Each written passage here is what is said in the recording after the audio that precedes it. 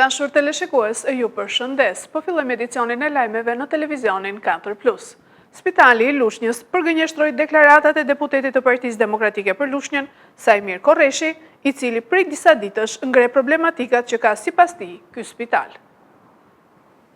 Deputeti i Partisë Demokratike për Lushnjën, Sajmir Korreshi, pasi ngriti alarmin sa i përket gjendjes në Spitalin Bashkiak të Lushnjës dhe sigurinë e bombulave të oksigjenit në spital, ka kërkuar sot nga ambientet e tij prezencën e drejtorit për të ballafaqur me situatën që e quan evropiane në këtë spital. Në shumë reparte, sipas Korreshit, situata është skandaloze, ndërsa tmerruese është në repartin e oksigjenit. Tu ka mbi një vit që vazhdon situata alarmante.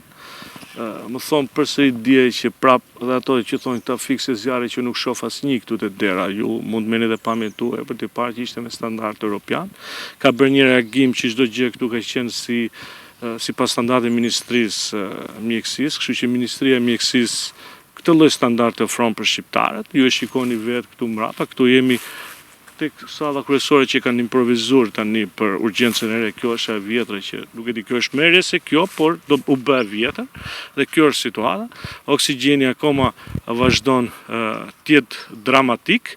Ju e shikoni që këtu edhe ato bidet dhe WC që kanë hequr, edhe gjithë këto të tjera se mbetjet spitalore vazhdojnë që qëndrojnë këtu nga ambulancët të dyja, ku di unë 7-9, vazhdojnë që qëndrojnë këtu, e patë situatën si është. Unë këtu ka rënë çdo gjë, domethënë nuk e di, kjo unë mbaj mend kam parë një Marcellino Panevino këtu, se ka pas që ka qenë godin italiane kur Caritasin në kohët, edhe vazhdon. Kjo është standardi europian, nëse ne themi për këtë standard me që kishin reaguar dhe ishte një situatë e vjetër, ku dhe drejtori i spitalit ndër të tjerë thoshte që nuk e kemi përgjegjës për oksigjenin në ato analet e tyre, çuditërisht edhe një urdhër që emëronte dhe shkarkonte një përgjegjës të repartit të oksigjenit. Dje kanë bërë dhe një sfidë drejtorit mi që kishte reaguar që sot 8 mëngjesit po e priste deputeti, se harrojnë që deputeti flen Lushnjë.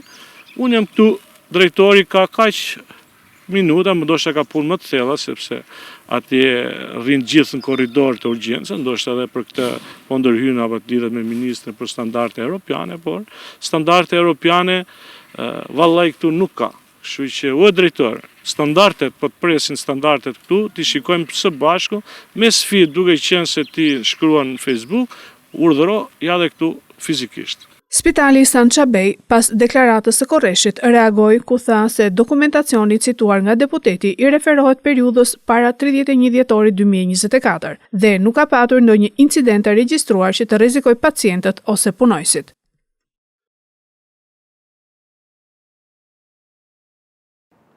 Një takim sensibilizues për parandalimin dhe goditjen e kultivimit të bimëve narkotike u zhvillua sot mes përfaqësuesve të Komisariatit të Policisë Lushnjë dhe përfaqësuesve të Bashkisë. Strukturat e Komisariatit të Policisë Lushnjë zhvilluan sot një takim sensibilizues për parandalimin e veprimtarisë kriminale në fushën e kultivimit të bimëve narkotike. Në takimin tek muzeu morën pjesë shefi i Komisariatit të Policisë Lushnjë, Gerald Toska, nëndrejtori i Policisë së Rendit Fier Gazmend Shehu, nënkryetaria e Bashkisë Edlira Mezini, si dhe administratorët e njësive dhe kryepleqtë e fshatrave. Qëllimi i këtij takimi ishte parashikimi i masave, detyrave dhe veprimet që do të merren dhe zbatohen nga strukturat ligjzbatuese për parandalimin dhe goditjen e veprimtarisë kriminale të kultivimit të bimëve narkotike. Kultivimi i bimëve narkotike në territorin e Lushnjës është një sfidë që nuk i takon vetëm policisë, por të gjithëve. Mesazhi që do përcjellim është ai i bashkëpunimit të plot në luftën kundër kultivimit të bimëve narkotike. U shpreh shefi i Komisariatit të Policisë Lushnjë, Gerald Toska. Ky fenomen nuk sjell përfitime për askën. Ai sjell vetëm pasojë ligjore, burgime, familje me probleme dhe fëmijë që vuajnë pasojat e gabimeve të prindërve të tyre. Ne duhet ta parandalojmë këtë fenomen me veprime konkrete, jo vetëm me fjalë. Ju lutem mos e shikoni parandalimin e kultivimit të bimëve narkotike si sfidë që i takon vetëm policisë, por si një sfidë të përbashkët, ashtu si kundër e përcaktojnë detyrimet ligjore për secilin nga ne. Kërkoj nga gjithë ju bashkëpunim të plot, shkëmbim informacioni në kohë, kontrole të përbashkëta në ambiente të hapura dhe të mbyllura. Në takimin e grupit parlamentar të Partisë Socialiste u diskutua nisma ligjore për forcimin e kufirit të pakalueshëm që ndan gjyqësorin nga 2 pushtetet e tjera kushtetuese dhe ndalon përfundimisht pezullimin e funksioneve kushtetuese.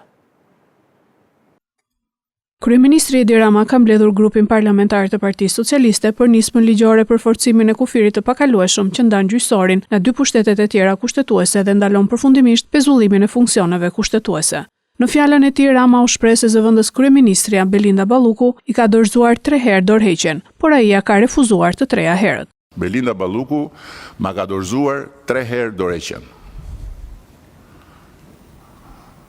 I kam atje në dosje. 3 herë. 1 herë kur ju ngrit akuza, herën e dytë kur ju bë pezullimi i parë dhe herën e tretë mbasi gjykata kushtetuese nuk mori vendim. Dhe të 3 herët jam unë që kam refuzuar dorëheqjen. Sepse dorëheqje nën presionin e një fuqie që ka dalë nga territori vet dhe është futur në territorin e pavarësisë pushtetit ekzekutiv nuk ka. Kryetari i grupit parlamentar socialist Auland Balla ka sqaruar nismën ligjore të grupit të tij për disa ndryshime në kodin e procedurës penale, ku synohet zgjerimi i listës së zyrtarëve të lartë që nuk mund të pezullohen nga detyra me vendim gjykate. Kjo është një nisëm e cila prek kodin e procedurës penale, nuk shqyrtohet me procedurë të përshpejtuar sipas parashikimeve që ka kushtetuta. Ndërkohë që në fund të këtij komunikimi dua të them edhe diçka të fundit që ka të bëjë me garancitë ndaj sistemit drejtësisë për t'i përmbledhur ato që u than. E para, mbi të gjitha, nuk cënohet pavarësia e prokurisë dhe gjykatave me këtë nismë që kemi ndërmarrë. E dyta, hetimi penal, ndjekja penale dhe gjykimi mbeten të paprekura. E treta, kompetencat e organeve drejtësisë mbeten të paprekura sipas kushtetutës dhe sipas ligjit. E katërta, nuk krijohet asnjë mburoj ndaj përgjegjësisë penale dhe e pesta, nuk përjashton asnjë subjekt nga jurisdiksioni penal. Presidenti Amerikan Donald Trump uroi presidenten e Kosovës Vjosa Osmani për 18 vjetorin e pavarësisë dhe nuk harroi mbështetjen për bordin e paqes. Në prag të 18 vjetorit të pavarësisë, presidenti Vjosa Osmani ka marrë një letër urimi nga presidenti i Shteteve të Bashkuara të Amerikës, Donald Trump. Presidenti Trump në letrën e tij ka rikonfirmuar mbështetjen e Amerikës për sovranitetin dhe integritetin territorial të Kosovës. Presidenti Trump ka shprehur gjithashtu gatishmërinë e Amerikës për zgjerimin e partneritetit ndërmjet 2 shteteve, veçanërisht përmes rritjes së tregtisë dhe investimeve, me synim avancimin e prosperitetit të përbashkët, si dhe ka theksuar se Shtetet e Bashkuara janë të gatshme të punojnë krah Kosovës për avancimin e paqes dhe stabilitetit në dobi të ndërsjellët, thuhet ndër të tjera. Po ashtu, presidenti amerikan ka falenderuar Kosovën që u bë pjesë e bordit të paqes. Presidenti Trump ka shprehur gjithashtu falenderimin ndaj presidentes Osmani dhe popullit të Kosovës për mbështetjen e përpjekjeve amerikane për paqe, si dhe ka mirëpritur Kosovën si antare themeluese e bordit të paqes, i cili synon ta bëjë botën më të sigurt, më të fortë dhe më të begat, thuhet ndër të tjera në letër. Ish presidenti amerikan Obama me shaka në një intervistë në fundjavë ka pranuar se alienët ekzistojnë, por nuk ka prova. Ish presidenti amerikan Barack Obama me shaka konfirmon ekzistencën e alienëve në një intervistë më 14 shkurt në podcastin e youtuberit Brian Cohen, por se nuk ka parë asnjë provë për ta. Pasi u pyet a janë alienët të vërtet, Obama tha, ata janë të vërtet, por unë nuk i kam parë. Ata nuk po mbahen në zonën 51, nuk ka asnjë strukturë nëntoksore përveç se nëse është i vërtet ky konspiracion i madh dhe ata janë mbajtur të fshehtë edhe për presidentin amerikan, shtoi ai. Komenti u raportua nga mediat në të gjithë botën me tituj të tillë si ish presidenti amerikan Barack Obama thotë se alienët janë të vërtet. Pretendimet rënditëse të Obamës për alienët. Revista Time e mbuloi dramën duke raportuar: Obama thotë se alienët janë të vërtet, por nuk mbahen në zonën 51. Megjithatë, pas tërbimit mediatik, Obama lëshoi një deklaratë në Instagram të dielën në mbrëmje. Më lejoni të sqaroj. Statistikisht, universi është aq i gjerë sa ka shumë të ngjarë që të ketë jetë atje jashtë, tha ai. Por distancat me sistemeve diellore janë aq të mëdha sa që shanset që të jemi vizituar nga alienët janë të ulta, dhe nuk pash asnjë provë gjatë presidencës sime që jashtëtoksorët të kenë kontaktuar me ne. Ekziston një teori konspirative e hershme që pretendon se qeveria amerikane fsheh jashtëtoksor në zonën 51, një vend shumë i klasifikuar i forcave ajrore në Nevada. Në vitin 2019, pasi 1.5 milion njerëz u regjistruan për të sulmuar vendin, afërsisht 150 influencara të mediave sociale u mblodhen rreth bazës. Por gjithçka përfundoi me vetëm disa arrestime dhe në fund eventi u shndërrua në një festival muzikor.